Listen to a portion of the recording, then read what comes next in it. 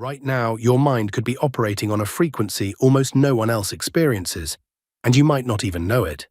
Most people think their thoughts are normal, but psychology shows certain behaviors aren't quirks. They're signals. Signals that your brain works differently, in ways most will never understand. If you recognize even a few of these traits in yourself, are you ready to see the truth about how extraordinary your mind really is? Let's start with the first one.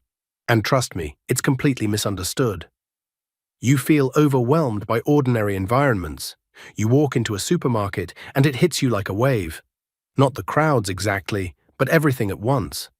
The humming of the freezers, the squeak of shopping cart wheels on linoleum, the fluorescent lights that seem to buzz at a frequency only you can hear.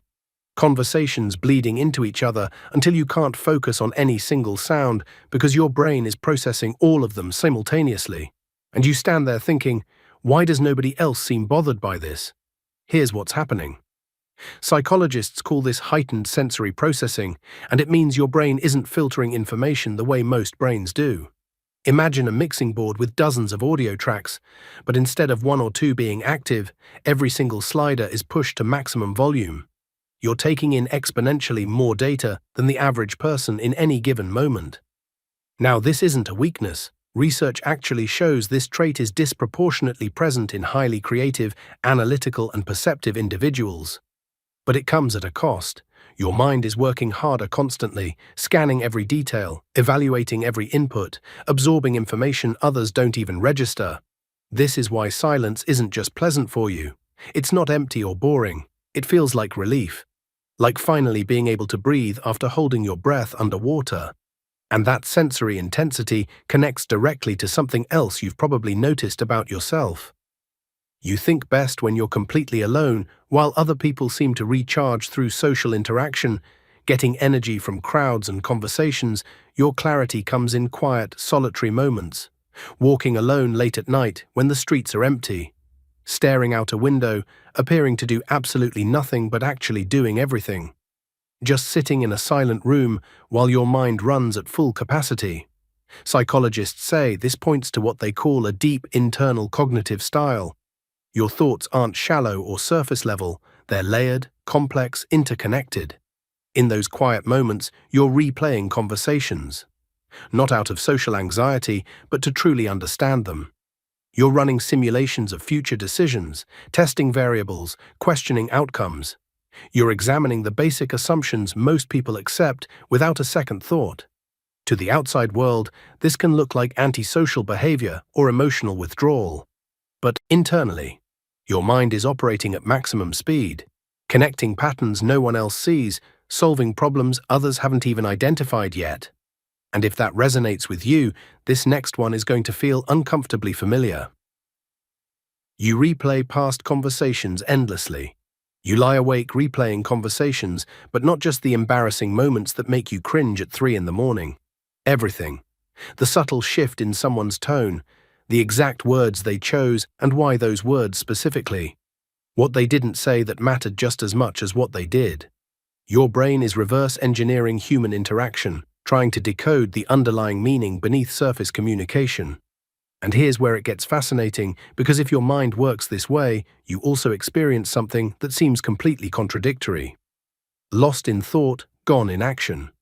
There are moments when you're utterly absorbed. You enter flow state where hours evaporate without you noticing.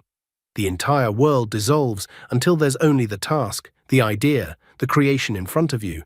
Nothing else exists. And then, just as suddenly, you disconnect entirely. You pull back. You're no longer participating in the scene, you're observing it. You're watching yourself from outside yourself, analyzing your own thoughts and behaviors like a researcher studying a subject. Psychologists believe this isn't an attention deficit. It's actually an advanced cognitive feature. It reflects a brain that naturally oscillates between deep immersive focus and what researchers call meta-awareness. In simpler terms, you don't just think. You think about how you're thinking. You analyze the process itself while it's happening, and this ability is extraordinarily rare. It's why people with this trait are disproportionately drawn to philosophy, strategic thinking, complex problem-solving, and art. They can operate inside the system while simultaneously analyzing the system from outside it. You question every normal life path, marriage timelines, the traditional career ladder, the unspoken social expectations that seem to effortlessly guide everyone else through life. You don't automatically reject these paths, but you don't blindly accept them either. Every single one gets held up to scrutiny, examined, questioned. Why this way and not another? Who decided this was the right path? What am I actually optimizing for here? Psychologists link this to independent cognitive framing, which means your mind doesn't rely on social defaults or pre-approved settings for how to live a life.